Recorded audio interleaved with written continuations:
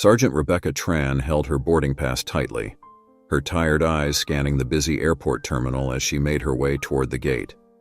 6 long months in the Middle East had taken a toll on her, and her shoulders carried both the physical exhaustion of her service and the emotional weight of the experiences she had left behind. Yet, amidst her fatigue, she felt a small smile tugging at her lips.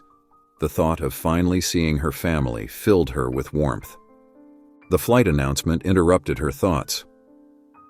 Now boarding, first class, for Flight 229 to Chicago. Rebecca glanced down at her ticket, surprised to see she had been assigned to a first-class seat. A mix of disbelief and gratitude crossed her face. Had someone gifted her an upgrade, or was it simply luck? She didn't know, and wasn't about to question it. It felt like a small bit of grace, a chance to start her journey home on a high note. With a deep breath, Rebecca made her way to the gate, her heart beginning to lift as she thought of the welcome waiting for her. Stepping onto the plane, Rebecca took in the polished surfaces, the comfortable, plush seats of the first-class cabin, a far cry from the cramped military transport she was used to. She moved down the aisle until she reached her assigned seat, 2A, and stowed her small backpack in the overhead compartment. Lowering herself into the soft chair, she couldn't help but appreciate the extra legroom and the rare sense of comfort. As the other passengers filed in, she closed her eyes, enjoying a moment of calm before the journey began. Just as she started to relax, a voice interrupted her thoughts. "Excuse me." A sharp tone broke through her quiet moment. "I believe you're in my seat." Rebecca's eyes opened to find a well-dressed man, maybe in his mid-50s, standing in the aisle. He glanced down at her with a look of thinly veiled disapproval, his gaze lingering on her military uniform. She sat up straight, keeping her voice calm and polite. "I'm sorry, sir, but this is my assigned seat," she replied, holding up her boarding pass to double-check. Sure enough, it read 2A. The man's frown deepened, clearly unconvinced. "There must be a mistake. This is first class." His tone implied she was out of place, and Rebecca felt a familiar knot tightening in her stomach. This wasn't the first time she'd encountered assumptions like his, and it stung every time. Maintaining her composure, she offered him a polite smile. "I'm aware, sir, this is my assigned seat." She handed him her ticket, hoping he'd accept the situation and move on. But he scrutinized her boarding pass with irritation, seemingly looking for any sign of error. A flight attendant quickly approached, sensing the tension. "Is there a problem?" she asked, her smile unwavering. "Yes," the man replied, his voice rising, "and there must be some sort of mix-up. She claims this is her seat." The flight attendant glanced at Rebecca's boarding pass, her expression softening. "Everything appears to be in order, sir," she replied. "Sergeant Tran is indeed assigned to seat 2A. The man flushed, his face growing red. "This is unacceptable," he muttered, his anger bubbling over. "I paid good money for a first-class ticket, and I won't have my flight ruined by—" He stopped short, catching himself. Rebecca took a steadying breath, feeling the curious eyes of other passengers on her. She was used to facing challenges, but somehow the discomfort of this public confrontation felt different. The flight attendant's voice turned firm. "Sir, I'm going to have to ask you to lower your voice. Sergeant Tran has a valid ticket, and she has every right to be here. Now please find your seat so we can prepare for takeoff." With a final glare, the man turned away, making his way to his own seat. Rebecca let out a slow breath, willing her heartbeat to steady. Though she had endured countless hardships in her military service, the weight of prejudice and judgment like this was something else entirely. As she fastened her seatbelt, Rebecca looked out the window. The plane taxied toward the runway, and soon they would be airborne. She thought of home, of the family who couldn't wait to see her again, and let that thought anchor her. Though the encounter had shaken her, she held on to the knowledge that she was finally going back to where she belonged. Rebecca leaned back in her seat, closing her eyes to steady herself after the uncomfortable confrontation. The buzz of the cabin settled as the last few passengers boarded, stowing bags and settling into their seats. Despite her calm exterior, Rebecca felt her pulse racing. Her thoughts drifted back to her deployment, where tense situations and high-stakes decisions had been her everyday life. Yet, somehow, this brief encounter had left her feeling more unsettled than she'd anticipated. As the flight attendants moved down the aisle, checking seatbelts and securing the cabin for takeoff, Rebecca glanced at the man across the aisle. He was pointedly avoiding her gaze, his face turned toward the window, and she could still sense the irritation radiating from him. She wondered why it was so hard for him to accept her presence, to simply see her as another passenger returning home. The more she thought about it, the more a familiar ache began to grow, a mix of frustration and exhaustion. It seemed that no matter what she'd done, what she'd been through, or the sacrifices she'd made, some people would never see past her uniform. A flight attendant passed by, pausing to offer her a warm smile. "Everything all right, Sergeant Tran?" Rebecca nodded, offering a tight smile in return. "Yes, thank you. I appreciate your help earlier." The flight attendant gave a reassuring nod. "If you need anything, don't hesitate to let us know. Thank you for your service." "Thank you," Rebecca replied, her heart softening just a little at the gesture. As the attendant moved on, Rebecca noticed the man across the aisle watching them. His expression was unreadable, though there was something in his eyes, whether it was curiosity or skepticism, she couldn't quite tell. Their eyes met briefly before he turned away, muttering something under his breath. Rebecca took a deep breath and reached into her backpack, pulling out a small notebook. Writing had always been a source of comfort for her, a way to process her thoughts and find calm. She flipped open the notebook, but instead of the usual words that flowed from her pen, she found herself staring at the blank page, unable to focus. The memories of her last months in Afghanistan played through her mind like a silent film. Scenes of dust-filled days and tense nights in a land that had tested her resolve in ways she hadn't expected.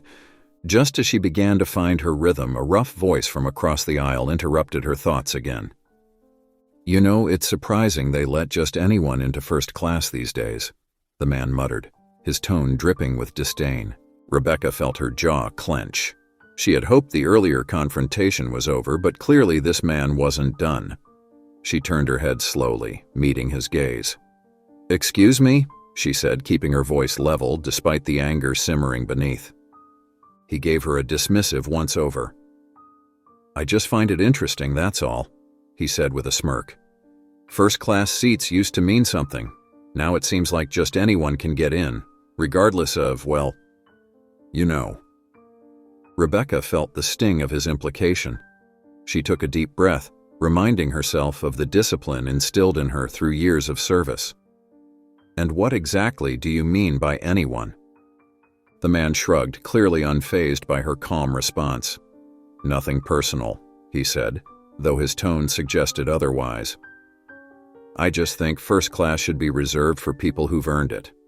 People who actually pay for it, you know?" She held his gaze, her expression unreadable. "I think you'd be surprised at what I've earned, sir," she replied, her voice steady. The man let out a humorless chuckle, shaking his head. "Oh, I doubt that," he replied, a smug expression on his face. The other passengers around them shifted uncomfortably, glancing between the two with a mixture of discomfort and curiosity. Rebecca could feel their eyes on her, could sense the tension building in the confined space of the cabin. She knew that escalating the situation wouldn't help, but something in her couldn't let it go. This wasn't just about her. This was about every soldier, every service member who had faced discrimination or prejudice for wearing their uniform. The silence stretched between them, thick and uncomfortable, until finally she spoke. "Sir, with all due respect," Rebecca began, keeping her voice as even as possible, "I didn't ask for an upgrade, but I was given one. And while I may not have paid for this seat with cash, I assure you I've paid in other ways." The man's smug expression faltered for a moment as her words sunk in, but he quickly regained his composure. "Look, I'm not trying to start anything, it's just that people who don't belong up here, well, they make it uncomfortable for the rest of us." Rebecca felt her anger begin to rise again, but before she could respond, a voice from the row behind them interrupted. "Excuse me, sir," a middle-aged woman said, her voice firm, "but I believe Sergeant Tran has more than earned her place here, and I'd suggest you show some respect." The man turned, clearly taken aback by the woman's intervention. She held his gaze with a look of quiet defiance, her eyes flashing with indignation. "She's a soldier and she served this country. I think she deserves a little more courtesy than you're showing," the woman continued, her voice unwavering. Rebecca felt a rush of gratitude toward the woman. The support from a stranger was an unexpected balm to the sting of the man's words, and it reminded her that not everyone held the same narrow views. The man muttered something under his breath but fell silent, finally turning away. Rebecca exhaled, the tension in her body slowly easing. She turned toward the woman, who offered her a small, encouraging smile. "Thank you," Rebecca said quietly, her voice filled with genuine appreciation. The woman shrugged. "You've done more for us than most people will ever understand. The least I can do is remind him of that." As the plane continued its journey through the sky, the atmosphere in the cabin settled once again. Rebecca returned to her notebook, finally able to let the words flow. She began to write a letter, not just to the man across the aisle, but to all those who doubted the worth of those who served, especially those who looked different or came from different backgrounds. She wrote about the strength it took to serve, the sacrifices she and her fellow soldiers had made, and the importance of respect and understanding. And as she wrote, Rebecca found a sense of peace returning to her. She might face prejudice and judgment, but she knew that for every person who doubted her, there were others who stood beside her, strangers, friends, family, who understood the true value of service. This moment, this confrontation, was just one more chapter in her story, a story filled with resilience, courage, and the unbreakable bonds of those who served alongside her. She knew that no matter what challenges lay ahead, she would continue to hold her head high, knowing she had earned her place, both on this plane and beyond. As the plane cruised through the clouds, Rebecca found herself gazing out the window, her mind drifting between the present and the memories that had shaped her journey. The confrontation with the man across the aisle lingered in her thoughts, and though she'd managed to handle the moment with grace, the exchange had left her with a quiet sense of frustration. She had encountered prejudice before, dismissive glances, assumptions based on her appearance, or doubts about her capability as a soldier. Each time she'd chosen to meet these situations with calm dignity, and each time it chipped away a little at her. She took a deep breath, grounding herself. The rhythm of her breathing calmed her, helping her sift through the mix of emotions, the hurt, the pride, the gratitude for the woman who had stood up for her. It struck her how powerful these small gestures of solidarity could be, and how they reminded her she was never truly alone in her experiences. Still, the encounter had reminded her that prejudice was always lurking beneath the surface, waiting for a moment to surface. After a few minutes of reflection, an idea took root in her mind. The words she'd written in her notebook were unfinished, a raw reflection of her thoughts, and she felt compelled to give them more shape. A letter, she decided, might be the best way to turn her feelings into something constructive, not just to voice her own story, but to reach those who might share the same doubts or biases as the man who had confronted her. If she could turn this frustration into understanding, even for just one person, maybe she could help others see beyond the uniform, beyond her gender or background, and into the heart of her purpose. Rebecca pulled out her notebook once again, this time with more intention. She flipped to a fresh page, pen poised, and began to write, letting her thoughts flow freely. "Dear Sir," she started, then paused. She wanted this letter to reflect the truth of her experiences without anger or resentment. Her goal wasn't to blame him, but to share what it felt like to serve, and to invite him into her world, even if just for a moment. "Dear Sir," she wrote again, this time letting the words flow, "I'm writing to you not as a response to our encounter, but as a small window into the life of someone like me. As I sat in first class today, I sensed your discomfort, and I understand it may have been unsettling to see me here in this seat. What I wish you'd known in that moment is that my place here was not given lightly. Like all those who serve, I've faced difficult decisions and made sacrifices I never anticipated, and each day I carry those experiences with me. In the past few months, I served with fellow soldiers in ways that tested everything I thought I knew about courage and commitment. We worked side by side, regardless of background or appearance, with one shared purpose. We saw past each other's differences because out there we became family, relying on each other in ways few could understand without being there. Rebecca paused, recalling faces and names of friends and comrades, some of whom wouldn't be returning home. She took a deep breath, her heart heavy with the memories, and then continued. My uniform doesn't define me, but it represents a commitment to serve, to protect, and to face challenges I never thought I would. I carry this commitment with me wherever I go, and it's something I wear with pride. Just as you worked hard to earn your place, so have I, and I do not take the privilege of being here lightly. I hope that one day when you see someone like me, someone who might not look the way you expect, you'll pause and consider that perhaps their journey was not so different from your own. Each of us, in our own way, works towards something we believe in. My belief is in service, in upholding values that make this country stronger. Rebecca set down her pen for a moment, gathering her thoughts. She felt a shift within herself, a sense of release. She wanted to convey one more message, something hopeful. So, with respect, I invite you to see beyond the exterior, beyond the uniform, the appearance, or the assumptions. There's a story behind each of us, and the more we open ourselves to hearing these stories, the more understanding we bring into the world. Thank you for listening. Sincerely, Sergeant Rebecca Tran. Rebecca read over her words, feeling a sense of calm wash over her.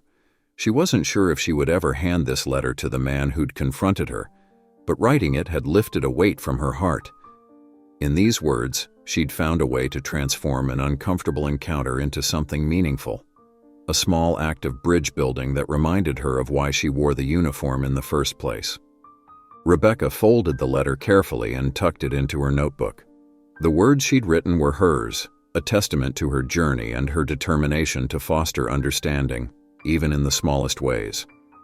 As the plane soared above the clouds, Rebecca closed her notebook, feeling a profound sense of release after pouring her thoughts into words. She leaned back, closing her eyes, letting the hum of the plane lull her into a calmer state. Suddenly, a shadow moved in the corner of her vision. She opened her eyes to see the same man from earlier, standing in the aisle beside her seat. His face, once lined with irritation, now looked hesitant. He seemed almost unsure of himself, shifting his weight uncomfortably as he cleared his throat. "Excuse me, Sergeant," he began, his voice subdued. "I wanted to apologize." Rebecca looked up at him, taken aback. An apology was the last thing she'd expected. She managed a polite nod, inviting him to continue. I didn't know," he stammered, glancing at her uniform with a different look in his eyes, a mixture of curiosity and regret. "I assumed things I shouldn't have, and I can see now that I was wrong." Rebecca could see the struggle it took for him to admit this, to bridge the gap he had created between them with his initial hostility. She softened, sensing that something deeper lay behind his change of heart. "It's not easy to face our assumptions," she replied gently, "especially when they're called into question." The man nodded, taking a deep breath as if summoning the courage to say what was truly on his mind. "You know, I lost my younger brother in Afghanistan a few years back. He was a good man, a brave man. I think part of me felt some resentment seeing someone like you here coming back from where he didn't." His voice cracked and he looked away, embarrassed. Rebecca felt a pang in her chest. His words revealed a pain she hadn't anticipated. She understood now that his anger wasn't really about her. It was a reflection of his own grief, a way of dealing with the loss he hadn't been able to fully confront. "I'm so sorry about your brother," Rebecca said softly. "Losing someone in service, it leaves a void that's hard to fill. I didn't know him, but I know the kind of courage it takes to be there. And it sounds like he had that." The man nodded, swallowing hard. "He did," he whispered, a glint of pride in his eyes. "He always believed in what he was doing. I I didn't understand why he had to pay the price. It's left me with questions, resentment. I took it out on you, and that was wrong." Rebecca reached into her bag and pulled out the letter she had just written. She hesitated, then extended it to him. "I wrote this after our exchange. I wasn't sure if I would give it to you, but maybe it might bring a little clarity, or at least a different perspective." The man took the envelope, surprise evident in his face. He carefully unfolded it, his gaze lingering on her before he began to read. As he scanned her words, Rebecca watched his expression change. A blend of sadness, understanding, and finally something resembling peace. When he finished, he looked up, his eyes shining with unshed tears. "I never thought about it this way," he admitted, his voice thick with emotion. "You're right. My brother believed in service, in protecting what mattered. And you're out here, carrying on that same commitment." He extended his hand, his grip strong yet trembling slightly. "Thank you, Sergeant, for what you do and for your patience. I hope you can forgive me." Rebecca took his hand, feeling the weight of his words. "There's nothing to forgive. We're all carrying our own burdens, and sometimes they come out in ways we don't expect. But today, maybe we both gained a little more understanding." The man nodded, looking down at her letter one last time. "I'll keep this," he said softly, "and I'll remember what you said about bridging the gaps. My brother would have wanted that too." As he returned to his seat, Rebecca felt a deep sense of gratitude. The interaction had become something she hadn't foreseen, a moment of healing, not only for him, but for herself too. She realized now that even in the most unexpected of encounters, there was potential for understanding and connection. Rebecca settled back into her seat, a quiet smile on her face. She had come onto this flight just wanting to get home, but she was leaving it with something far greater, the knowledge that, one small step at a time, even the simplest words and actions could open doors to empathy and healing in ways she hadn't imagined. As the plane descended through the clouds, Rebecca felt a shift within herself, a softening of the tension she hadn't fully realized she was holding. The unexpected encounter with the man, David, as she later learned his name to be, had left her with a sense of purpose she couldn't quite explain. She had joined the military to protect, to serve, and to bridge divides she had seen widening in her world. Yet here, on an ordinary flight home, she realized her mission extended beyond any battlefield. After the plane landed, Rebecca collected her things and moved toward the exit. She felt David's eyes on her, a silent acknowledgement passing between them. He nodded, his face softened by an understanding that hadn't been there before. She gave him a small smile and made her way toward the terminal, where the rush of travelers swirled around her. Rebecca's heart warmed as she spotted her family holding a handmade welcome home sign adorned with red, white, and blue ribbons. Her mother, her face beaming with pride, waved excitedly. Her younger brother, barely able to hold back his excitement, sprinted toward her, arms open wide. She dropped her bag and knelt down, wrapping him in a tight hug. The next few days at home were a whirlwind of reconnecting with family, catching up on stories and finding comfort in the familiar rhythms of life. The warmth of home, the laughter shared around the dinner table, and the simple peace of a morning coffee on the back porch filled her heart, helping her to regain a sense of balance. But David's story lingered in her mind, prompting her to reflect on the greater purpose of her journey. One evening, Rebecca sat in the living room with her father, an Army veteran himself. He sensed her restlessness and placed a gentle hand on her shoulder. "It's okay if you're carrying some things back with you," he said, his voice steady and full of understanding. "Sometimes the toughest battles aren't overseas, they're in here." He tapped his chest, his eyes meeting hers with a depth of wisdom she deeply respected. Rebecca nodded, her heart feeling both heavy and hopeful. "I think there's more I need to do," she admitted. "I thought I was just here to rest, but I can't shake this feeling that there's a part of my service I haven't fully given yet. There's so much division, so much misunderstanding, and it's not just on the battlefield, it's everywhere." Her father listened carefully, his expression thoughtful. "Then maybe you're meant to bridge those gaps," he replied. "Healing isn't just about patching up wounds. Sometimes it's about finding common ground. even with those who don't see things the way you do." Rebecca took his words to heart, feeling them settle within her as both a challenge and an opportunity. That night, she couldn't stop thinking about the ways she might help others understand the experience of service, about the power of listening and sharing stories across divides. She began writing in her journal, pouring her thoughts and feelings onto the page, and soon an idea emerged. In the weeks that followed, Rebecca reached out to a local veterans center, offering to volunteer with their support programs.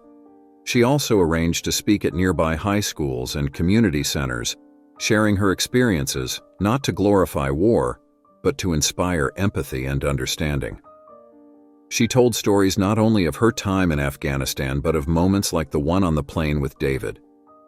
Her message was simple yet powerful. No matter our backgrounds, we all have a duty to one another, a duty to see beyond our differences and connect at a human level. Rebecca's journey home had set her on a new path, one that led beyond the service uniform and into the heart of her community.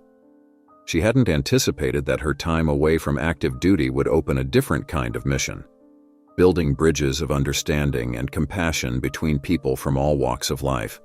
From veterans grappling with re-entry into civilian life to teenagers looking to find their place in the world, Rebecca began to see her purpose unfold before her.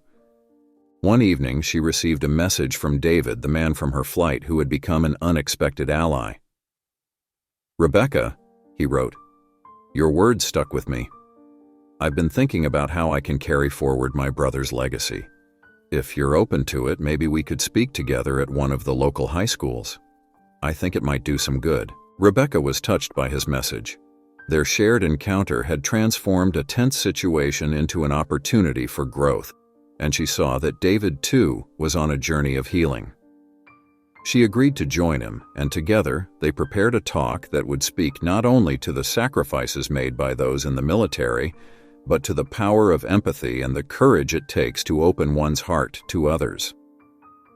As they walked into the high school auditorium, Rebecca felt a mixture of nerves and excitement. She remembered her own teenage years, filled with dreams and a bit of restlessness, unsure of where she would find her purpose. Now, standing before rows of students with David by her side, she felt the weight of what she was about to share. David opened the talk, his voice steady but warm. "I lost my brother in service," he began, his eyes scanning the crowd. "For a long time I carried that pain as anger. I thought that no one who hadn't been there could understand. But recently I learned something. Sometimes it's those who haven't been through it that need to hear our stories the most." He paused, letting his words settle, and then nodded toward Rebecca. "And sometimes it takes meeting someone like Sergeant Matthews here to remind me that healing isn't about holding tight to what divides us, but finding the strength to connect." Rebecca took a deep breath and stepped forward. "Growing up, I wanted to make a difference, to be part of something bigger. Serving my country was one way I found that purpose. But the real challenge came when I left the battlefield and returned home.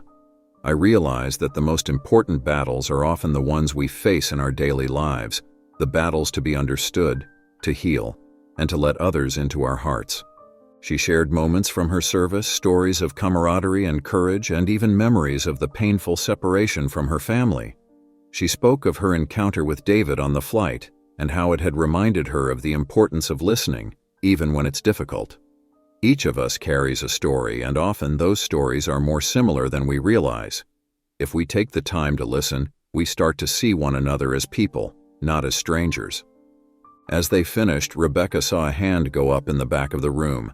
A young girl with wide eyes asked, "How do you find the courage to connect with someone who might not see the world the way you do?" Rebecca thought for a moment, touched by the earnest question. "It starts with a willingness to be vulnerable," she replied. "Sometimes it's scary to open up, to put aside our own beliefs long enough to see someone else's, but the more we do it, the stronger we become. The courage to connect comes from the knowledge that every step toward understanding makes us stronger together." When the talk ended, several students approached them, sharing their own struggles and thanking them for their honesty. David and Rebecca stayed until the auditorium emptied, talking with each student who lingered. Each story shared, each thank you exchanged, was another thread woven into the tapestry of healing and connection that Rebecca felt herself part of. Over the following months, Rebecca continued to work with David and other community members, organizing events and workshops aimed at fostering connection and understanding. They held listening circles, where veterans and civilians, parents and teenagers, newcomers and longtime residents could come together and share their stories in a safe, supportive space. They even created a program where veterans were paired with high school students as mentors, bridging generational divides and fostering bonds that transcended age and experience.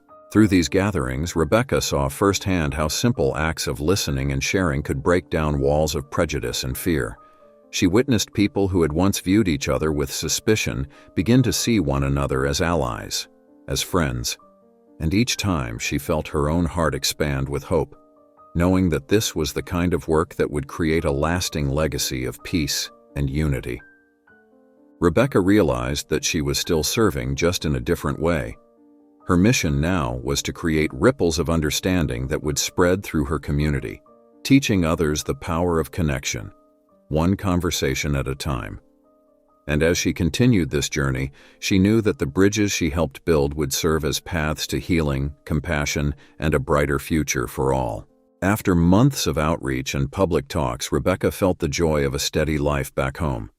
Her work had sparked a newfound sense of purpose in her, and she realized that the connections she was building in the community were healing in ways she hadn't anticipated. However, in the quiet moments, she recognized there was one connection she had yet to truly reconnect with: her family. One Friday evening, her younger brother Danny invited her for a quiet dinner at their childhood home. She hadn't spent much time alone with him since her return, and as they sat together in the familiar kitchen, she was reminded of how much she had missed. "So how's it going with David and all those talks?" Danny asked, his gaze warm with admiration and curiosity. He had always been her biggest supporter, even if he sometimes struggled to understand the weight of her experiences. Rebecca smiled, stirring her tea as she gathered her thoughts. "It's been transformative," she began. "I thought I'd come home and just get back to how things were before. But I've found myself drawn to this new path, helping others see each other differently, trying to mend divides, even just in our community." Danny nodded, his eyes thoughtful. "Mom and Dad always say they're proud of you. I think I didn't realize how much you were doing, though. You've been through so much." Rebecca met her brother's gaze and saw something she hadn't noticed before. A longing, maybe even a sadness. She reached across the table and put her hand on his. "I'm proud of you too, Danny. I know I was away a lot, but I want you to know that I missed you and Mom and Dad more than I ever let on." They sat in comfortable silence, and in that moment, Rebecca felt something click into place. She realized that reconnecting with her family was as much a part of her healing as anything she was doing in the community. Her purpose wasn't only in public speaking or community events, it was also in being fully present with the people she loved. Over the next few weeks, Rebecca made it a point to spend time with her family, letting herself settle into the rhythm of life with them again. She joined her mother in the kitchen for weekend baking, accompanied her father to his favorite fishing spot, and even volunteered to help Danny coach a local youth soccer team. These small acts of connection filled her with a sense of peace she hadn't realized she needed. One Saturday afternoon, as she helped her father set up their fishing poles by the lake, he turned to her with a gentle smile.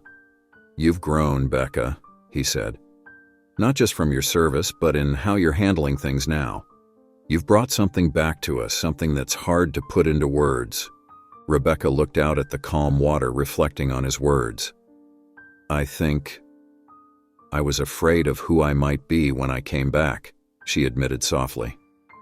"But now, I realize that coming home doesn't mean leaving everything I went through behind. It's about using it to make things better here, with you all, and in our community." Her father nodded, his eyes reflecting a depth of understanding that reassured her. "Your mother and I have always believed in you, but seeing what you're doing now, I think we understand you in a way we didn't before." Rebecca felt a sense of gratitude rise within her. For so long, she had been focused on her purpose as a soldier. Now she saw that her purpose was broader. It encompassed her family, her friends, her community. She didn't have to leave her past behind to make an impact here. Instead, she could let her past guide her in helping others. As the sun began to set, casting a warm glow over the lake, Rebecca felt a new clarity. She could bridge the world she had come from and the life she now wanted to live, using her experiences to bring people together, to heal and to inspire. Her journey was far from over, but she knew she had found her purpose anew: to be a guide, a listener, and a bridge between lives, one day and one relationship at a time. And now she realized she had everything she needed to continue this journey with her family beside her, every step of the way. In a world that often feels divided, Rebecca's story shines as a beacon of hope. It shows us the power of empathy, the importance of understanding, and the impact one person can have when they choose to bridge divides instead of building walls. Her courage, both on and off the battlefield, highlights that bravery is not only about facing danger, but also about reaching out to others, opening our hearts, and inviting them to share in our journey.